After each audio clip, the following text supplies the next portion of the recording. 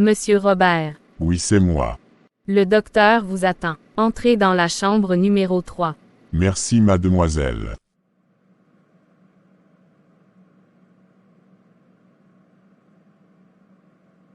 Bonjour Robert, je vois que vous avez été préoccupé par vos symptômes récents.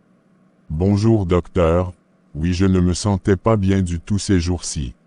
D'après les examens, il est possible que vous souffriez d'une pneumonie. C'est quoi la pneumonie, doc? En termes simples, la pneumonie est une infection des poumons qui peut être causée par des bactéries, des virus ou d'autres agents. Cela peut entraîner des difficultés respiratoires, de la fièvre, de la toux et parfois même des douleurs thoraciques. Ah bon? Vous en faites pas, nous allons faire quelques tests pour confirmer le diagnostic et discuter des options de traitement pour vous aider à vous rétablir au plus vite.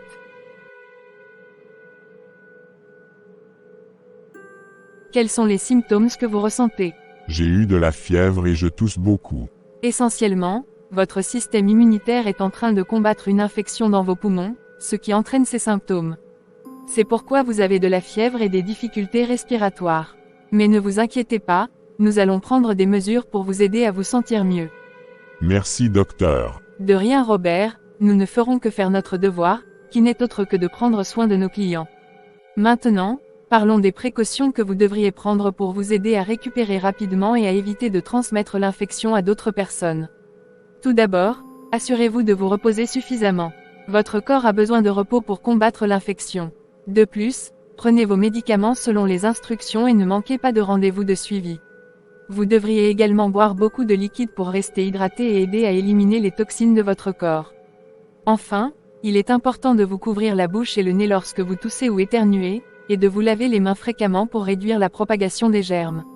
Si vous avez des questions ou des préoccupations, n'hésitez pas à me contacter.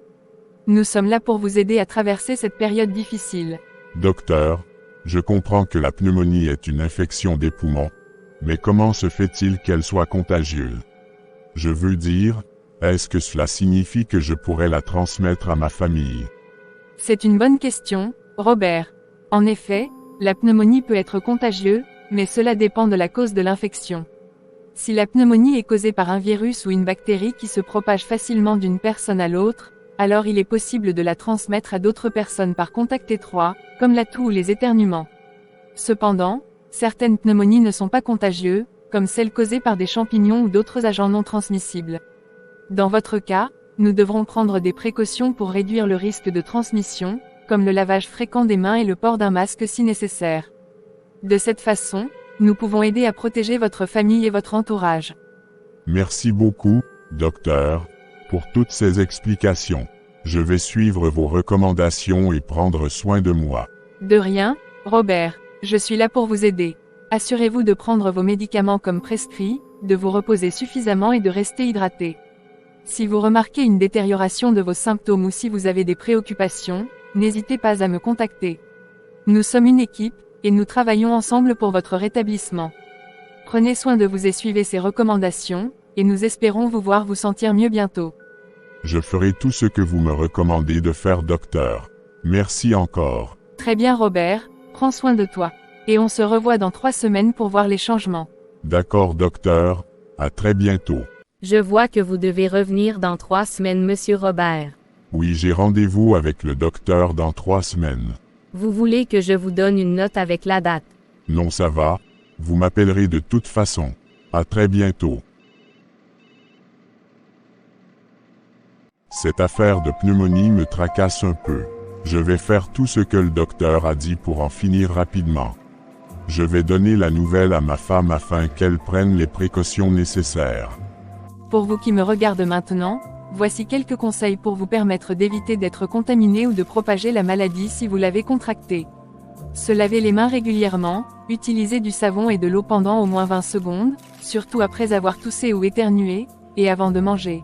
Éviter les contacts étroits avec les personnes malades, essayez de maintenir une distance d'au moins 1 mètre avec les personnes qui toussent, éternuent ou présentent des symptômes de maladies respiratoires. Porter un masque, en particulier dans les espaces publics où la distanciation sociale n'est pas possible ou dans les. Se faire vacciner, si un vaccin contre la pneumonie est disponible, il est recommandé de se faire vacciner, surtout si vous êtes à risque. Évitez de toucher votre visage, en particulier votre nez, votre bouche et vos yeux, car cela peut contribuer à la transmission des germes. Couvrir la bouche et le nez en toussant ou en éternuant, utilisez un mouchoir en papier ou la partie intérieure de votre coude pour éviter de propager des germes dans l'air, maintenir un mode de vie sain, une alimentation équilibrée, une activité physique régulière et suffisamment de sommeil peuvent renforcer votre système immunitaire et vous aider à combattre les infections.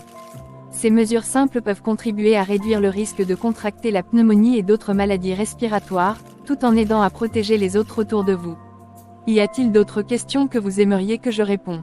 Ok, dans ce cas je n'ai qu'à vous remercier de m'avoir écouté et vous donne rendez-vous à très bientôt.